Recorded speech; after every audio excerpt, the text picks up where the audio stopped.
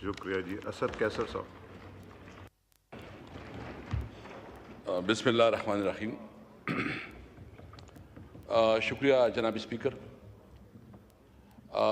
जनाब स्पीकर, सबसे पहले तो मैं आपका शुक्रिया अदा करूंगा कि आपने जो हमारे 10 पार्लियामेंटेरियन जिसके ऊपर जो है ना नाजायज़ केस बनाया गया था और पार्लियामेंट के अंदर से उठाए गए, आपने उसका प्रोटेक्शन आर्डर इशू करवाया, तो मैं आपका शुक्रिया अदा करता हूँ।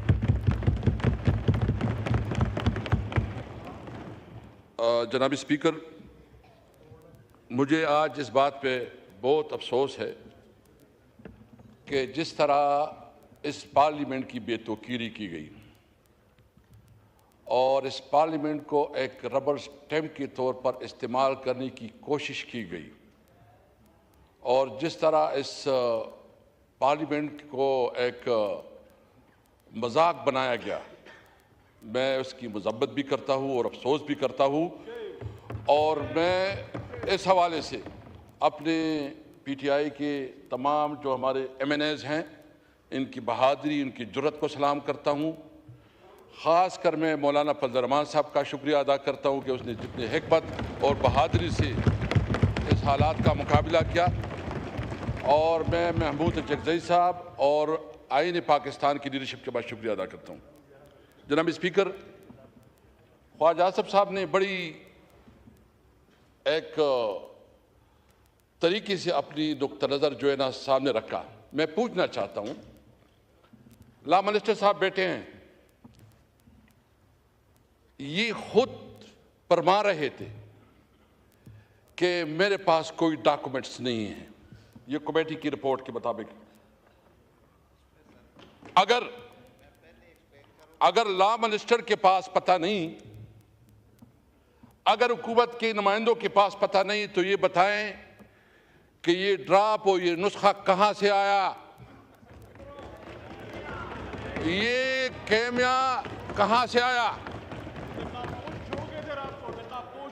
और ये बताएं। मुझे सबसे ज्यादा अफसोस जो है, मुझे सबसे ज्यादा अफसोस पीपल पार्टी पे और खासकर बिलावल भुट्टो साहब पे है कि इनको सारा इल्म है, सारा उसके पास पूरा ड्राफ्ट था, पूरा ड्राफ्ट 56 अमेंडमेंट्स इंट्रोड्यूस की गई थी। ये बताएं कि क्या आर्टिकल 8 और आर्टिकल 191 आर्टिकल 99 इसमें इन्होंने जो अमेंडमेंट्स है उसको प्रपोज नहीं किया था, वो इनके साथ भी शेयर नहीं है। ये तो बुनियादी शहरी हुकूक को भी सलब करना चाहते हैं। और मुझे ये बताएं कि अगर इतना कीमती नुस्खा था, देखो हम क्या कोई इस मुल्क के दुश्मन हैं? हम चाहते हैं कि इस मुल्क रिफॉर्म आए, मुल्क लोगों को जो है ना सहूलत मिले, अदालती जुडिशल रिफॉर्म आए। हमने पहले भी इस पे बात की। हम चाहते हैं अगर अमेंडमेंट लानी है तो बिल्कुल लाए, बेशक लाए, डिस्कस करें, डिबेट करें। ये आईनी अमेंडमेंट, ये पूरा जो 25 करोड़ अवाम है, ऑल सेगमेंट ऑफ लाइफ, सबके ऊपर असरअंदाज होता है। तो ये बताएं कि क्या रात के तारीकी में, सैटरडे और संडे छुट्टियों में चोरी की तरह डाकाज़नी करती हुई ये अमेंडमेंट पास करने होते हैं? क्या असेंबली, अच्छा इस असेंबली की कोई रूल्स है स्पीकर साहब के? नहीं है। आपने जब इस किस्म की कानून साजी करनी है, आप समझते हैं कि वो बहुत बेहतर प्रपोजल है, तो सबसे पहले उसको पब्लिक करें। इस पे जो है ना आप उसके ऊपर तमाम जो है ना बार एसोसिएशन को इत्तेमाद मिले, उसके ऊपर तमाम सेगमेंट ऑफ लाइफ को इत्तेमाद मिले, उसके ऊपर असेंबली में डिबेट करवाएं। और अगर इस तरह चोरी चुपके से कोई कानून साजी होती है तो उसको चोरी कहा जाता है, कानून साजी नहीं कही जा सकती। ये बिल्कुल डाकाज़नी थी।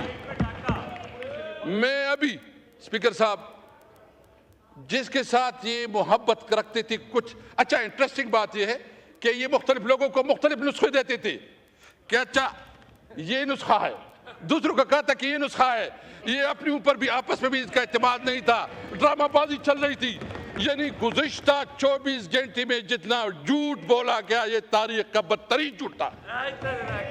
आप समझते हैं, और आप क्या समझते हैं, आप क्या समझते हैं? देखें, इन्होंने जोर और जर से, यानी एक तो हम समझते हैं कि इस पार्लियामेंट के पास वो अखलाकी अथॉरिटी नहीं है, क्योंकि पार्लियामेंट 47 की पैदावार है। ये पार्लियामेंट 47 अगर फिर भी करना है तो ये मेरे बताए, जो हमारे 6-7 लोगों को उन्होंने अगवा किया है, किडनैप किया है और जबरदस्ती उसको जो है ना लेके ला रहे थे, और पंजाब हाउस में उसको रखा है, पंजाब हाउस में उसको रखा है। ये कानून साजी होती है, ये कानून साजी होती है। ये कानून साजी के नाम पे इस पार्लियामेंट के चेहरे पे बदतरीन धब्बा है। ये नहीं है कानून साजी। मैं देखें, ये कहते हैं और क्या, और क्या। स्पीकर साहब देखें, मैं आपको बताऊं, मैं सबका एहतराम करता हूं, सबका रिस्पेक्ट करता हूं, किसी की दिल आज़ारी नहीं करता।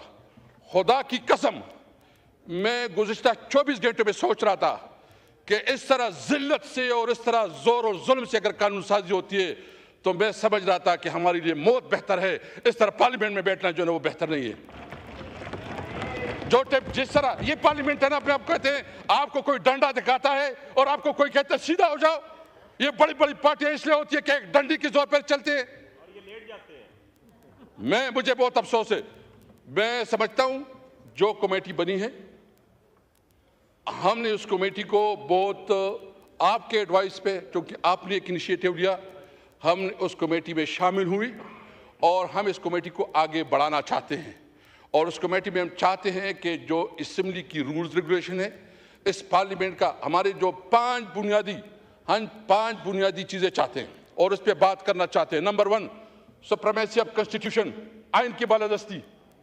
नंबर 2, आज़ाद अदलिया, कि अदलिया के अंदर कोई इंटरप्रेशन हो, अगर इस किस्म की कोई तजावीज़ है तो बिल्कुल हम वेलकम करेंगे। हम चाहते इस पार्लियामेंट को मजबूत करो। अगर पार्लियामेंट की मजबूती पे कोई तजावीज़ है, सबसे पहले हम होंगे इसके ऊपर। हम चाहते हैं, हम रूल ऑफ लॉ चाहते हैं, हम कानून को हुक्मरानी चाहते हैं। अगर कोई इस किस्म के प्रपोजल है तो welcome.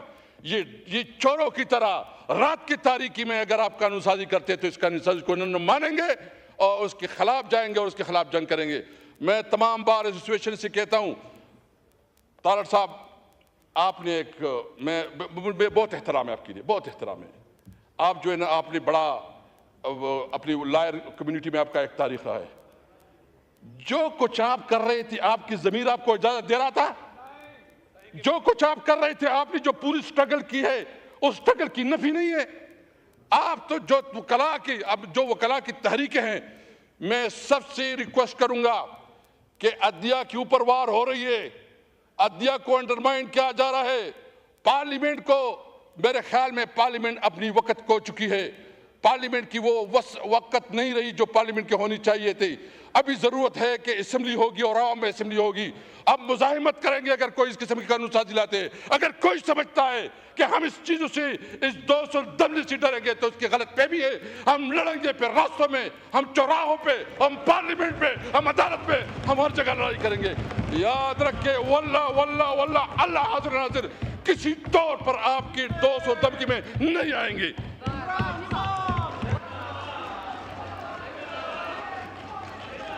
Ji, point of personal explanation, Azam तार साहब को पॉइंट ऑफ पर्सनल एक्सप्लेनेशन जी स्पीकर साहब, this is my right. Point of personal explanation पे दे रहा हूँ आपको, पर्सनल एक्सप्लेनेशन दे दिया।